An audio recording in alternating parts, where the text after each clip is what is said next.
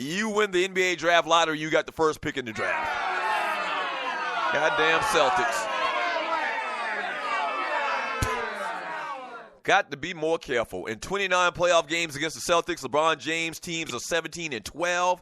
He's averaging 29 points, 8.8 rebounds, and 5.8 assists a game. He also comes in with 6 straight 30-point games in this year's playoffs and is the first player ever to amass 275 points, 70 boards, and 50 assists in the first 8 playoff games of a season. LeBron balling. Simple as that.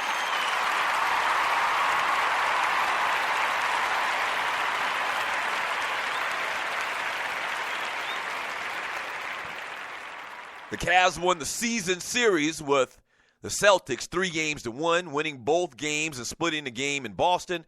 LeBron James averaged 29.3 points, 9.5 rebounds, and 9.8 assists per game this season against Boston, while the Celtics scoring leader, Isaiah Thomas, averaged 29.5 points, 6.5 assists per game against the Cavs. So I think Boston's coming in full strength, full complement of their players. They are at home. If you want to get win against the Cleveland Cavaliers, if you want to steal a game, as they say, you need to do it in game one while you got a little bit of momentum. And also you hope that the Cleveland Cavaliers, with this time off after dominating their last series against Toronto, you think that you're hoping that if you're Boston, that they're a little bit rusty. And so the game is tonight, 8:30 p.m. on TNT. What are your thoughts about that? Go on record. What are your thoughts about Celtics and Cavs? Do you think, just like I do and most others do, that the Cavs are just going to run through the Boston Celtics? The Celtics are a flawed team, personnel-wise. They got a solid team. They coach very well. They got very good players, man, but they don't have the horses to beat this stacked Cleveland Cavaliers teams. What are your thoughts about the Cavs and the Celtics tonight?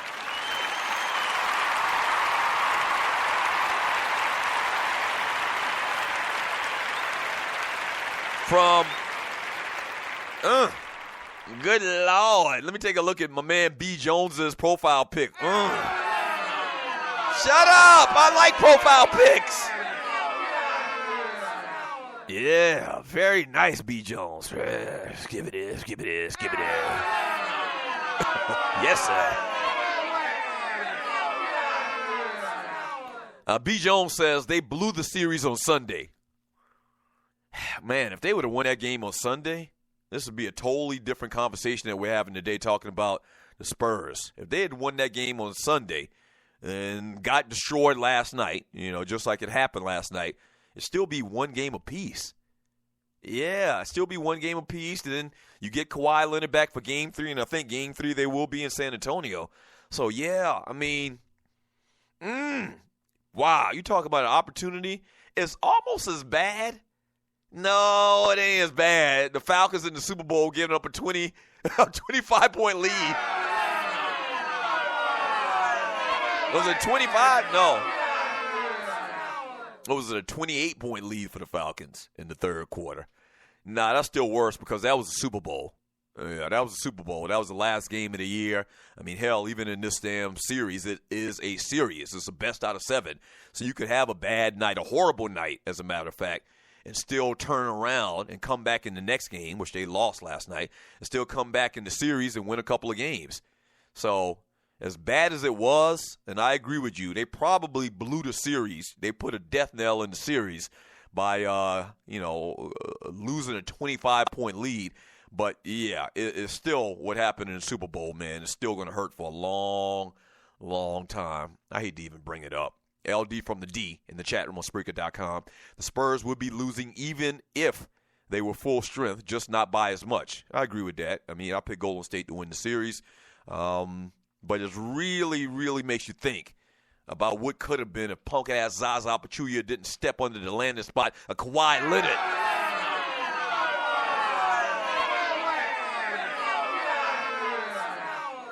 From Kaza. Kaza says if any team can do it, the Spurs, not because they are the best, but because they are the best coach ever. I don't know about the best coach ever, but Popovich, based on his resume, is a damn good coach. There's no denying that.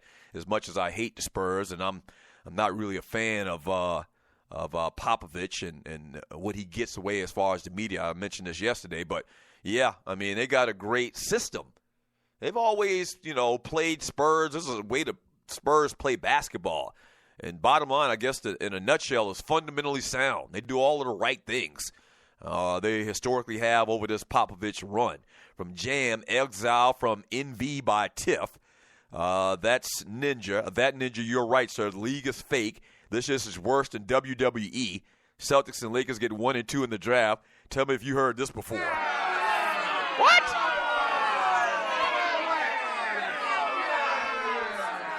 Hey, man, listen. Everybody that's in the chat room that listening to the show and new people that listen to the show, please don't follow up that Ninja.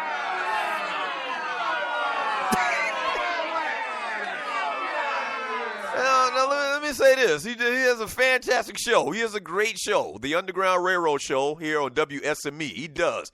But please don't follow Ninja in this whole conspiracy basketball thing about the NBA is fake and all of the games are already decided and the NBA draft lottery is fixed. Please don't follow Ninja on that notion. He's crazy. Speaking of which, that Ninja, same ish every year. This will not be sweet Stevie Wonder can see this ish coming. What are you talking about? Okay, Ninja. From Al Thompson, Ninja, if the Spurs win the next 2, you got one more on your side about the NBA being fixed. Why would the Spurs winning 2 games mean that the NBA is fixed? What did Ninja say? From Kaza, Spurs need to come out like that old Pistons team. You talking about playing physical? I don't think it's going to matter, man. They'll just get fouls called on them. Golden State will just go to the free throw line. They're tremendous free throw shooters as well. Their top 3 scorers can all shoot the free throw at a high percentage. It doesn't even matter. From Sidney L. Jackson, man, don't nobody care about the bum-ass Lakers. The hell they don't?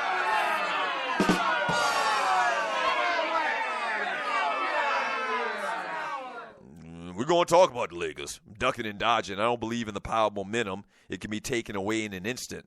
That's true, but I do believe in momentum. From Clay Goldenchild Davis, I blame bitch-ass Billy King for getting hosed by Danny.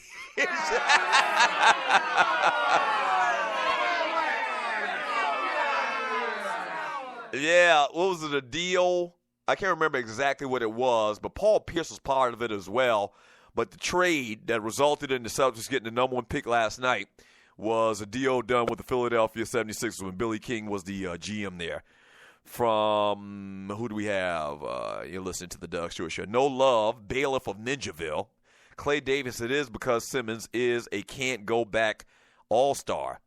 From Sidney L. Jackson, dumbass Nets gave Boston the number 1 pick. Oh, that's right, not Philadelphia. I think Billy King was also the GM of Philadelphia, but you're right. It was for the Nets from when he was the Nets GM. Raider Kev, I would never stop believing the Spurs can't turn this thing around. Go Spurs, go.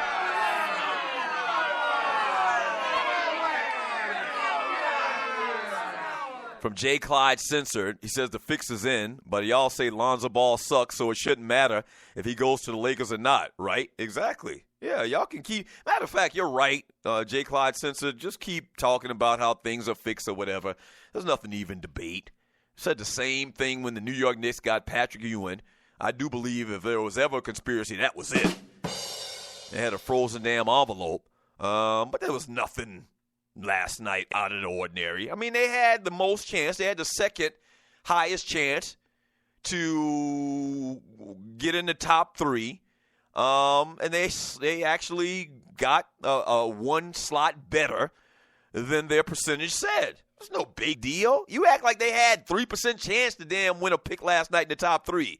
They had like a 39% chance to get a pick in the top 3. Maybe it was like 47% chance. I don't remember the number, but it was extremely high. So everything went exactly as planned as we talked about it. Shit. Man, y'all some haters.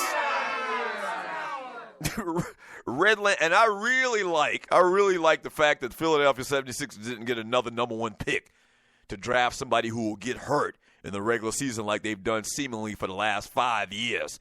Redland, like 'em thick Kirk. Let me take a look at your profile pic, Redland Kirk. Let's give it.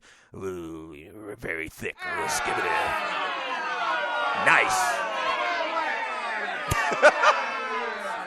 Redland Kirk says Lakers, Celtics, and 76ers were the best teams back in the day. Now they are 1, 2, and 3 in the lottery pick. Wow, how the mighty have fallen. We've struggled over the last couple of years. There's no denying that. But when you look up in the rafters and you see 17 world championships,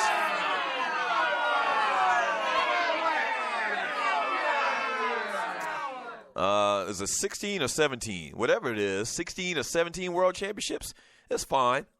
You can't win all the damn games. You can't win all the damn time. From Star-Lord in the chat room on Spreaker.com. Lonzo Ball is not that damn good. When have you seen him dominate a game?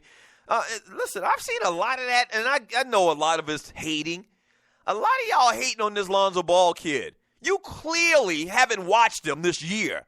You only saw him get dominated by Kentucky in the finals in the tournament. Yes, I'll grant you that. But if you watch this kid play, there's a reason why the quote-unquote experts are saying that this kid is a can't miss. You didn't watch this kid play the entire year where he looked exactly like a young Jason Kidd. Why are y'all hating on this kid? All right, that's fine. I think what's ingrained in y'all mind is him getting dominated in the tournament by the Kentucky kid, and y'all think that's his game. No, the comparison to Jason Kidd is very appropriate. Very appropriate. There's a reason why they're saying he's the clear number 2 or number 3 pick, which, by the way, I would take him before I would take the Foles kid. Now, I haven't seen a lot of the Foles kid. As a matter of fact, we're going to talk more about this when we get back from the break. Coming up next, hour number 2 of the Doug Stewart Show. Let's talk a little bit about that NBA draft lottery from last night. You damn haters.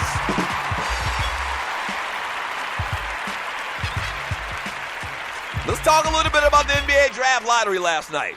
What did your team do? What pick did your team get? It's not going to be just about the Lakers. Majorly.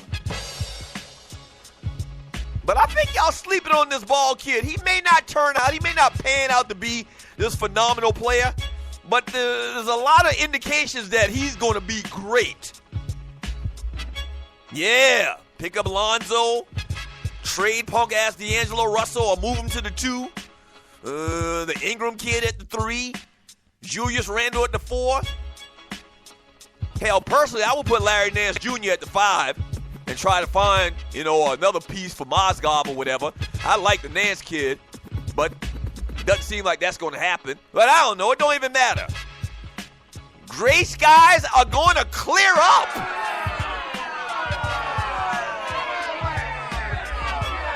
Shut up. Put on a happy face. Put on a Windex smile. That's right. We'll talk about the draft lottery when we get back. Don't go away. This is the Doug Stewart Show.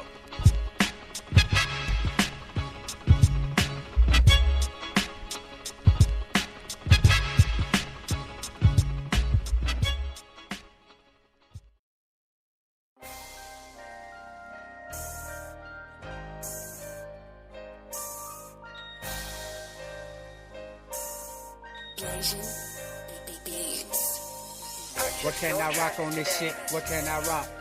What can I rock on this shit? What can I rock? What can I rock? What can I rock? This is Jamie's beat. Yeah. What can I rock on this shit? What can I rock? What can I rock? What can I rock on this shit? What can I rock? What can I rock? What can I rock on this shit? What can I rock? What can I rock? Getting money like. What can I rock? What can I rock on this shit? What can I rock? What can I rock? What can I rock on this shit? What can I rock? What can I rock? What can I rock? What can I rock? Yeah. Okay. You know Your I'm track always rocking today. flywheel shit. You know I'm always rocking flywheel shit. This is Jamie's beat. Check. You know I'm always rocking flywheel shit. I wanna know what it's gonna take for me to blow in this bitch. Should I rock this or should I rock that? Or should I rock this or should I rock that? Okay, it's cool, I think I'll stay in my lane. When I do the whole shoes, just off the strength of my name. Never met a nigga cooler, I'm just older than you schoolboys. Don't you think of testing us, we all